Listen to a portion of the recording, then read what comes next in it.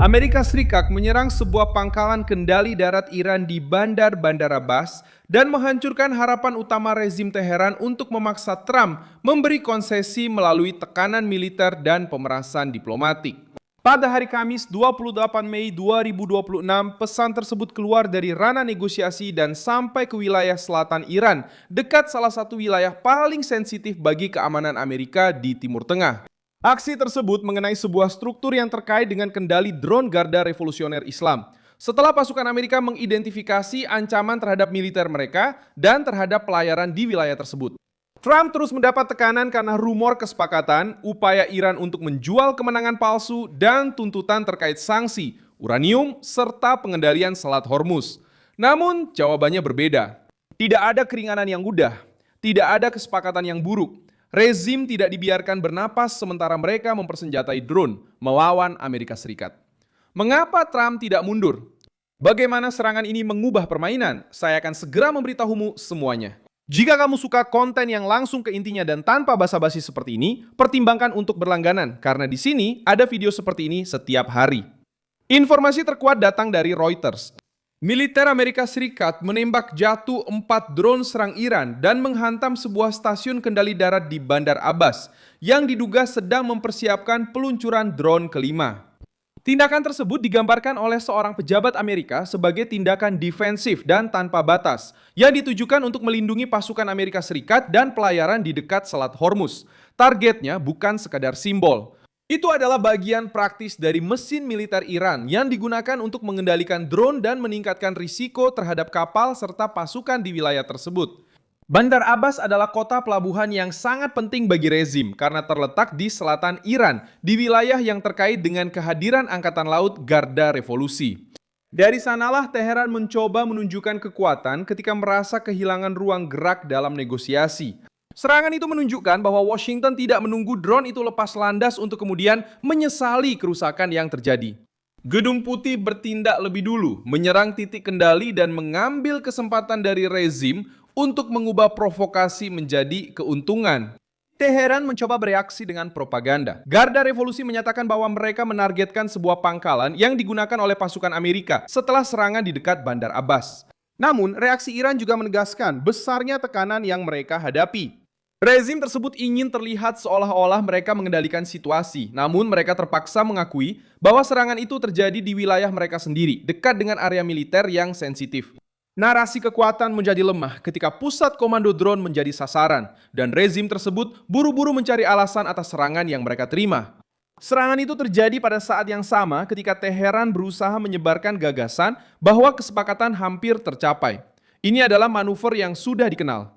Rezim tersebut menyebarkan berbagai versi di berita, menciptakan kesan adanya kemajuan, mencoba menakut-nakuti sekutu Trump, dan menekan Gedung Putih agar menerima solusi yang buruk. Namun Trump merespons dengan pernyataan yang bersifat politis sekaligus militer. Dia mengatakan bahwa dia tidak melakukan semua langkah ini hanya untuk menandatangani kesepakatan yang buruk. Pada kenyataannya, dia memberitahu bahwa dia tidak akan menukar tekanan nyata dengan janji kosong. Kekalahan utama Iran terletak pada tuntutan-tuntutan yang ditolak. Teheran menginginkan pelonggaran sanksi, pencairan aset, pembahasan lebih lama tentang uranium yang diperkaya, dan semacam pengaruh atas Selat Hormuz. Trump mengatakan tidak. Dia mengatakan bahwa Iran harus menyerahkan uranium yang sangat diperkaya tanpa mendapatkan imbalan apapun untuk itu. Dia juga menolak gagasan agar Rusia atau Tiongkok menyimpan bahan tersebut. Bagi Washington, memindahkan uranium ke tempat lain tidak menyelesaikan ancaman tersebut. Itu hanya akan memberi rezim waktu, perlindungan diplomatik, dan alasan untuk bertahan secara politik. Yang menjelaskan ketegasan Trump itu sederhana. Rezim Iran tidak hanya meminta waktu. Mereka sedang mencoba mencari ruang bernapas. Sanksi yang lebih ringan akan memberi uang. Waktu yang lebih lama akan memberi kesempatan untuk berbenah. Kontrol atas Hormuz akan memberi kekuatan untuk mengancam. Dan uranium yang dikirim ke negara besar lain akan memberi perlindungan internasional. Trump menyadari paket ini dan menghentikan setiap bagiannya. Pangkalan yang diserang di Bandar Abbas menjadi sisi militer dari keputusan politik yang sama. Kembalinya sebagian akses internet di Iran juga mempengaruhi penilaian ini. Setelah berbulan-bulan pembatasan, pesan dan video mulai beredar kembali dengan lebih kuat meskipun masih diawasi dan diblokir. Ini bukanlah kebaikan dari rezim, ini adalah tanda pelemahan. Pemadaman yang terlalu lama justru menghambat perdagangan, komunikasi, layanan, bahkan mesin administrasi itu sendiri. Teheran ingin membungkam penduduk dan mengendalikan citra di luar negeri. Namun, tekanan ekonomi dan sosial mendorong rezim untuk melakukan keterbukaan yang terbatas, diawasi, dan penuh sensor. Kerapuhan internal ini membantu menjelaskan mengapa Garda Revolusi bertaruh pada provokasi eksternal.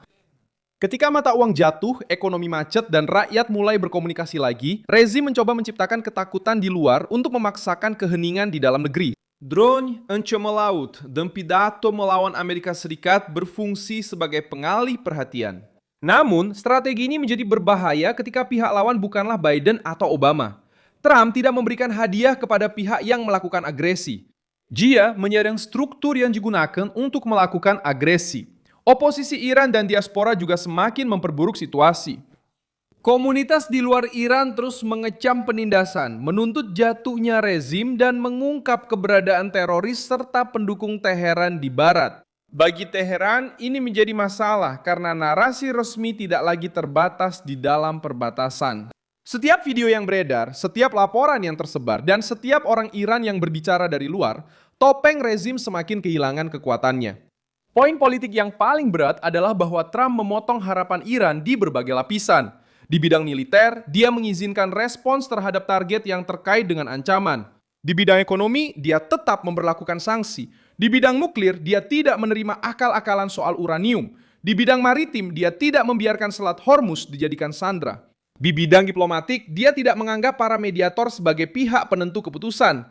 Kondisi ini membuat Teheran tidak memiliki kemenangan mudah untuk ditunjukkan kepada rakyatnya sendiri dan sekutu-sekutu regionalnya. Pers tradisional mencoba memberikan kesan bahwa Trump hampir menyerah. Kenyataannya yang terlihat dalam beberapa jam terakhir justru berbeda. Trump juga menyatakan bahwa dia masih belum puas dengan syarat-syarat yang dibahas dan tidak mempertimbangkan untuk meringankan sanksi. Negosiasi mungkin saja terjadi, tetapi sekarang berlangsung di bawah tekanan, bukan di bawah pemerasan Iran. Rezim tersebut masih mencoba menggunakan proksi-proksi regionalnya untuk memaksa adanya konsesi.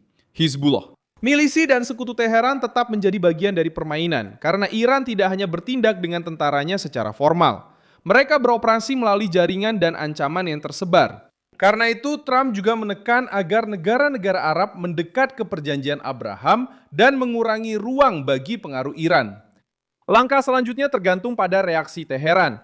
Jika Garda Revolusi tetap bersikeras menggunakan drone, serangan terbatas, dan provokasi di dekat Hormuz, Amerika Serikat akan memiliki alasan baru. Jika rezim mundur, mereka harus menerima negosiasi tanpa hadiah yang mereka inginkan. Itulah jebakan politik yang diciptakan oleh Trump. Setiap eskalasi akan memperlihatkan kerentanan militer Iran dan setiap kemunduran menunjukkan bahwa tekanan itu berhasil. Pangkalan kendali darat yang diserang di Banda Abbas menjadi simbol dari perubahan sederhana. Saya Milson Alves Global dan tujuan saya adalah menjaga Anda tetap terinformasi dengan kebenaran setiap hari. Tautan berita ada di deskripsi video. Beri like pada video ini, subscribe to channel, dan di akhir lihat komentar agar Anda semakin terlibat dengan komunitas Milson Alves.